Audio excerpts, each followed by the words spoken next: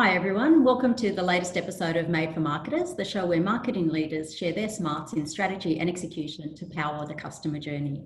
And today joining us to share her smarts is Carolyn Hyams, Marketing Director at Aquent, leading recruitment firm, of course, servicing the marketing sector globally. Today, Carolyn is going to talk to us about all of the extensive work that they've done on really building a strong collaborative community through content marketing and the heavy investment they put into content across all formats, from obviously the contributor blog when they, first started through Firebrand, which now, of course, has been consolidated into the Aquent brand, and then pushing through events and all sorts of things. So really excited to have Carolyn join us this morning. Thanks for being here. Thanks for inviting me. So tell me, you've spent the last few months really focused on this consolidation of the brands. Can you tell us a little bit about that and what sparked that for you? Sure. Well, we've had for the last 10 years Firebrand, Vitamin T and Aquent as brands in Australia, and Aquent and Vitamin T still globally, but we really felt like we wanted to simplify our offering for our clients and our talent, and decided very recently on the 17th of August to consolidate the brands into the Aquent Global brand. And we've got a lot more service offerings now beyond recruitment as well. So very exciting. Oh, good to know. Apologies for that. I didn't know that. So there you go. Learn something new every day. And so obviously today what we want to focus on is the work that the heavy investment and the kind of long-term strategy that you've put into content marketing. I assume as a method to really grow your influence and grow thought leadership and grow that community in the sector.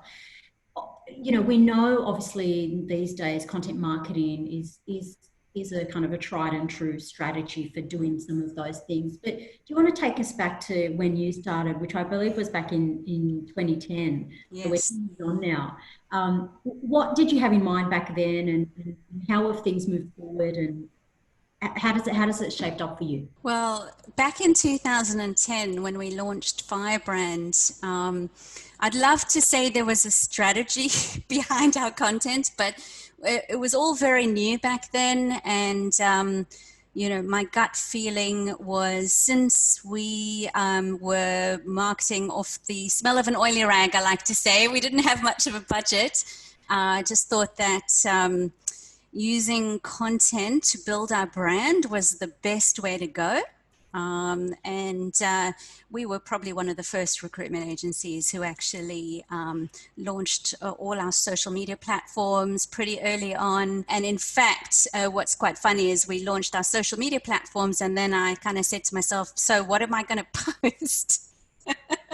It was sort of tactics first, and then the strategy came after. I have to admit that. But, we've got a lot more sophisticated since then.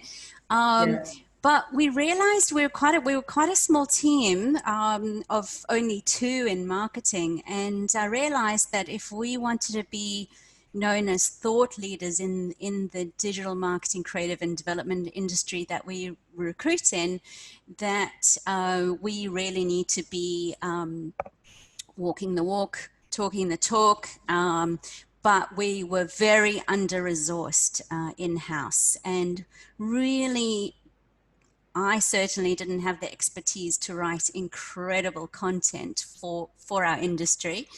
And so I thought, who would be best to actually do that? And I thought, well, why don't I just go and speak to all the thought leaders, industry thought leaders, and say to them, look, we can provide you with a fantastic platform for your content. We can help you build your personal brand locally and globally. Would you like to write the content?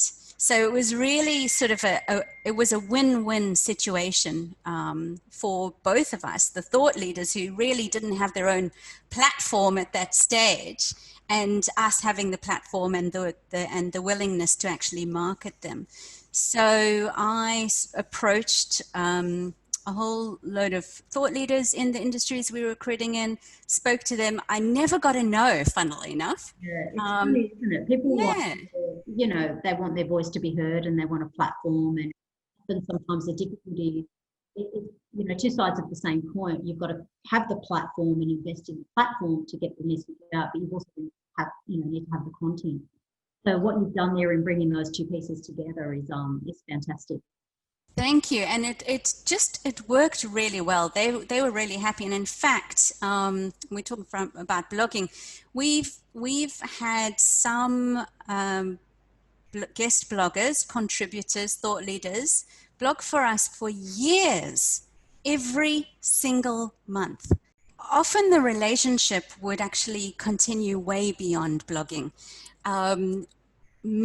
Because they were already industry thought leaders, when we started putting on our events, such as our DigiTalks and our Put It to the Panel events, we would actually approach our industry thought leaders and ask them whether they would be willing to actually do a keynote speech at a DigiTalks, or come on a panel, you know, talking about a certain expertise. And that worked really well. You know, we got to promote them again. They got to speak about their expertise. We then produced more content based on those events. We then promote that content. So it sounds like, Carolyn, what you've described there is really that process of optimizing your content marketing as you go along. We know that you know, particularly 10 years ago, it was in its infancy. And so, you know, you got started, which is really the most important thing. You developed and fine-tuned that strategy as you got going.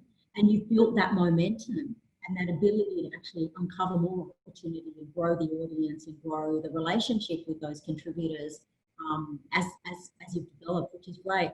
But it leads us to then the question of success. So obviously you mentioned that early on it was about, you know, creating some value for the audience that you essentially market your service, and doing that through thought leadership. I'm curious to understand what success looks like for you now. So how you had imagined it to be back then, and what are some of the metrics that you use at the moment to measure how successful the investment in this kind of content creation is for you? Well, first of all, it is definitely an investment. I totally agree with you there. There's a huge time investment, even if we're not paying anyone, you know. But I do believe that we are successful and have been successful. And really, we wanted to be seen as experts in the industry that we service, and we do get a lot of talent referrals and business referrals, and people will generally say, go and see Aquent. They're the experts in digital marketing, creative, and development. And that is because people are seeing all our content. I mean, there's many other reasons, of course, but because I've always focused on, in our strategy, on producing content that's valuable, educational, and helpful, people actually see that, they appreciate it. It generates a tremendous amount of goodwill.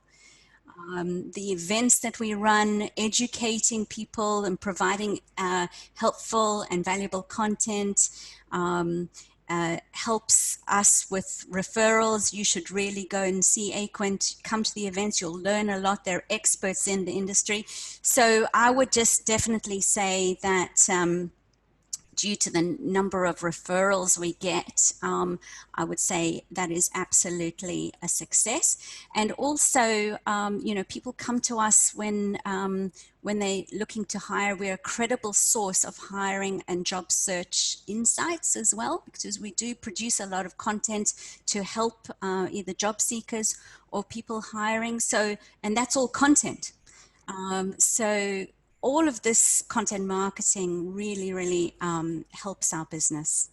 Yeah, absolutely. And I can see that. I mean, even just my experience, to be honest, with, you know, Firebrand originally, but now Aquent is, I can't remember how I first came across you, but it was through content of some description.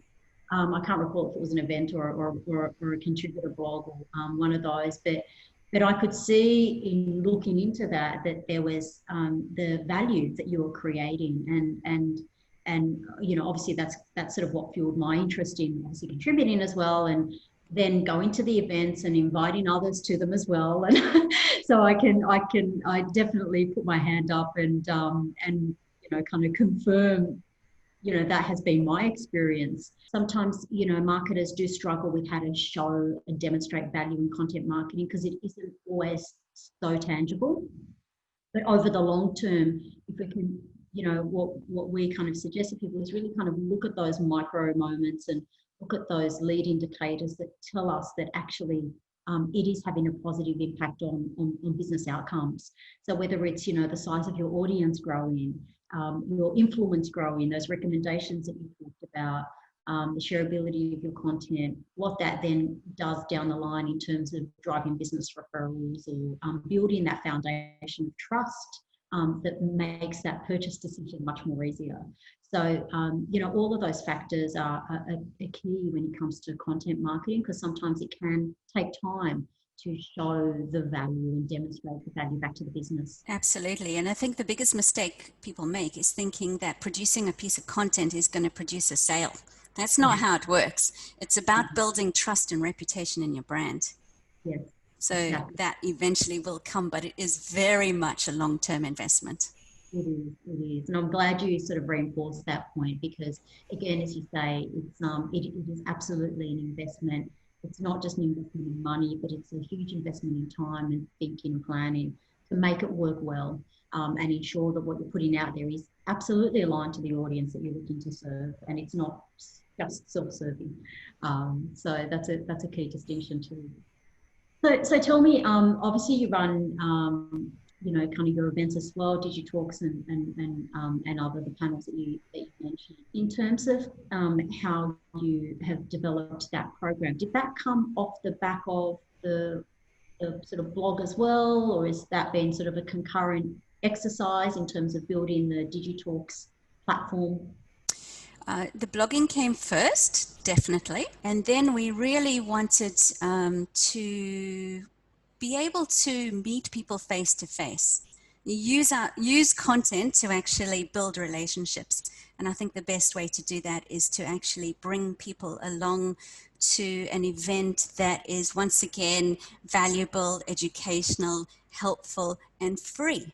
And so we started with our DigiTalks events. They were very small. They were small boardroom events initially, and then it's quite a lot of work to organize an event. And then we thought, what, we're putting in so much work here. Why don't we just make it as big as we possibly can?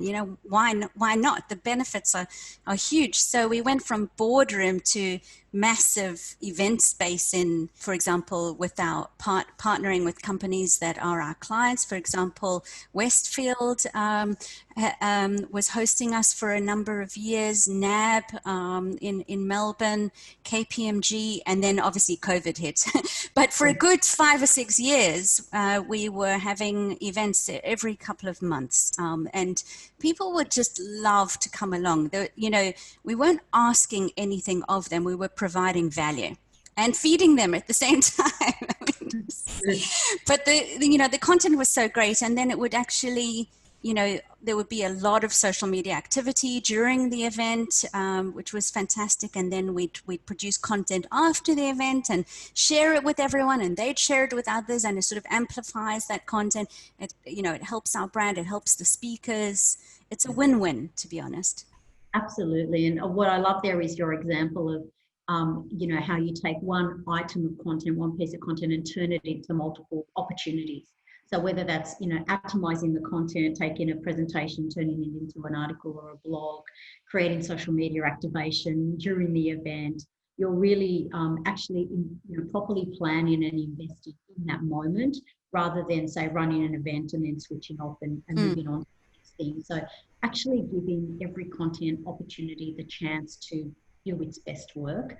And so the amplification piece, the atomization piece is really important there. And I think that's something that often people, forget to do.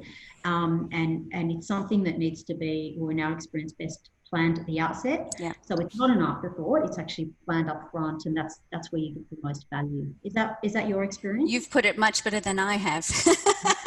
That is absolutely right. And I also think you learn from your mistakes. So after each event, you think, okay, what could I have done better? How should I have planned better for that?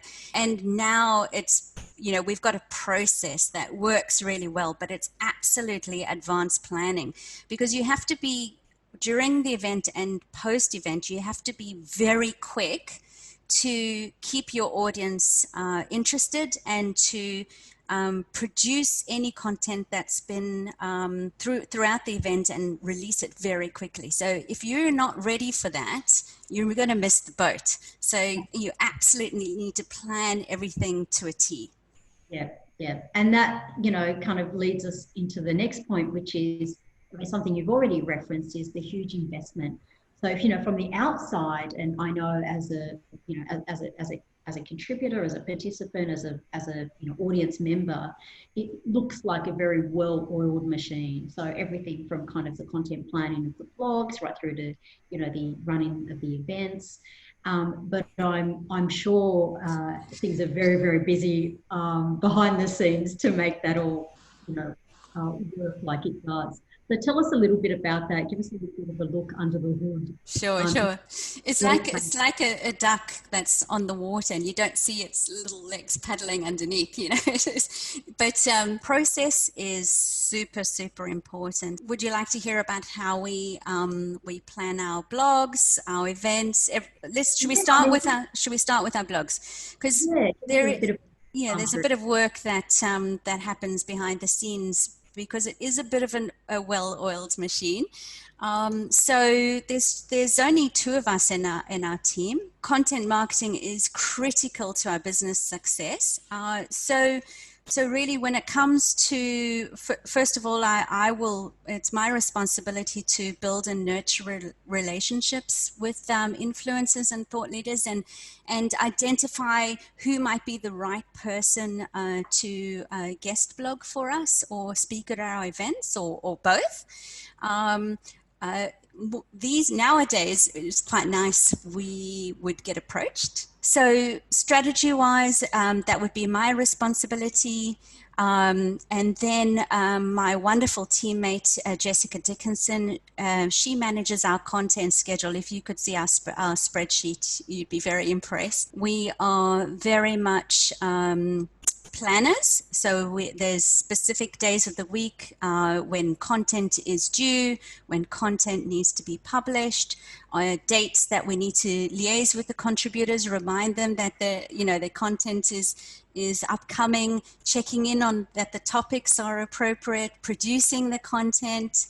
And then, back to me just to check for relevance, proofreading of the social copy, and then, of course, it's the actual marketing itself through, we use Sprout Social to post and schedule on our various platforms. Then we actually use another platform, an employee advocacy platform called Bamboo, where we will take the content, put it onto Bamboo for our entire team to share the content as well. It's a known fact that people trust content shared by people rather than brands. So, that's a key part of our strategy. We send emails to our blog subscribers. We write personalized copy that our talent agents and account directors can send to their clients and their talent about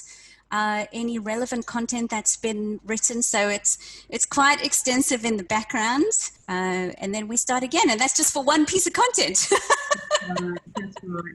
I think it's important to lift that hood, because it does demonstrate. Sometimes marketers get so caught up in creating the content, but that's just one small part of the puzzle, and distribution and promotion of that content is so critical, because otherwise it often goes unseen. Yes.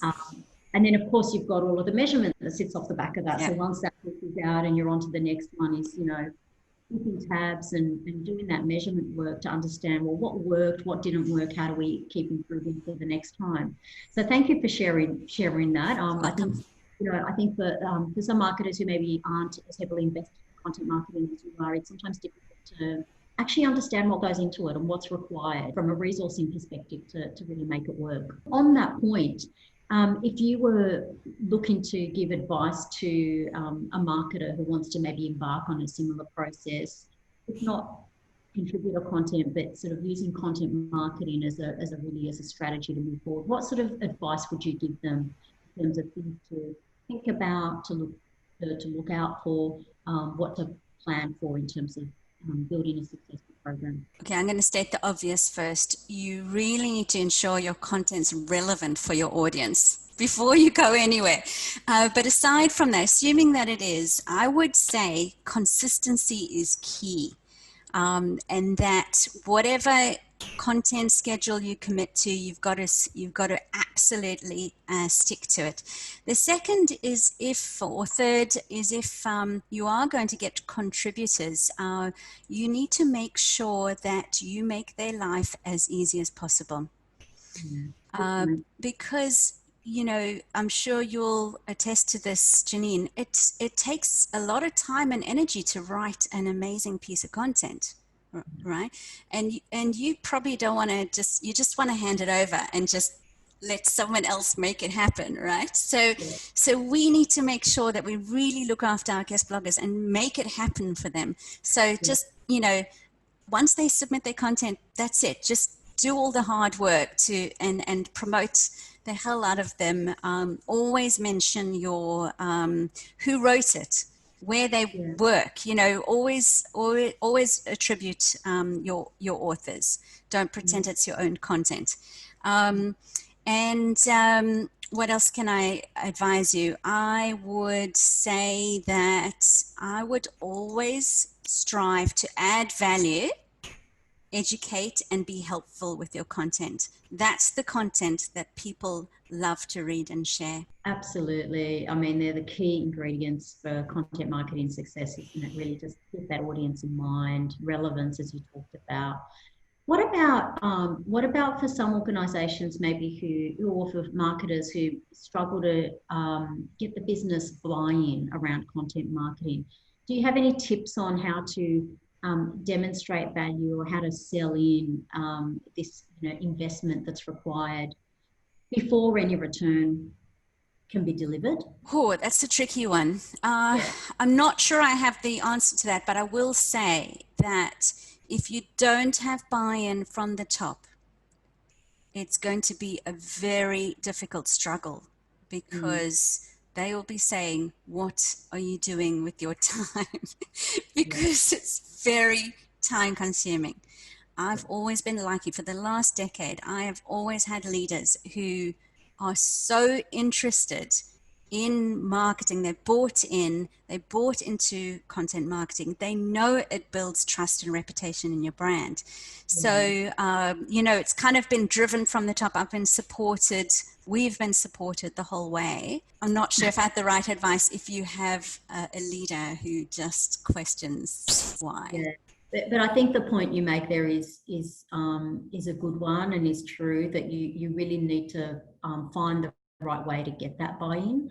And maybe one way is to start small and demonstrate some early wins and successes and prove the value, so that you get the opportunity to expand on that.